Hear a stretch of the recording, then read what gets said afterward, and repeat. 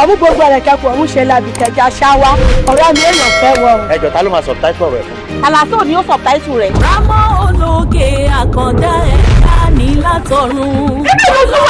Ìdán fọwọ́ ìdán rẹ̀ ọ̀wọ́n o. Àlùjànnú gbá Rámọ́ Ológe létí lójú òun. Ọba tó kọ́lá òkìkí ní. wọ́n náà rẹ̀ tó bá súnmọ́ ó ti kéèkì òmù ní ó bá gbé bọ̀ tó láti wá síbá. Ológe arẹwà padà wá bùhákì lóde o.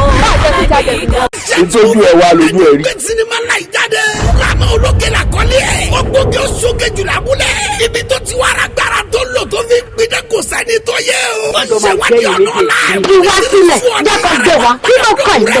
alùpùpù ẹ̀ bọ́ra ló fún ọ létí lójú ooru ẹ̀jẹ̀ ló kọ́lá sí ọ̀kẹ́ kó má dọ̀ kọ́lá ọ̀sán gángan. Rámọ́ Ológe ẹni tó gbẹ́bọ̀ nítorí ẹ̀ ló padà wá kẹ́bọ̀ jẹ́ ẹ̀bọ̀ ló pẹ́lẹ́ bọ́ àṣàṣì ló padà àṣàṣì nítorí Rámọ́ Ológe ẹ̀wọ̀ sinimá ìkọjá bẹ́ẹ̀ comedy extravaganza ni written and packaged. àwọn ọmọ ìtẹ́sọ́jú ẹ̀ tí wọ́n gbà sáré ìlú tí wọ́n fún nílẹ̀ tí wọ́n fi ṣe pupa ló jẹ nígbò jẹ tẹ́lẹ̀ wọ́n ti kọ́ lùmílẹ̀ ni o. starring Túndé Usman Okele sọlá ọlọ́run ní kakú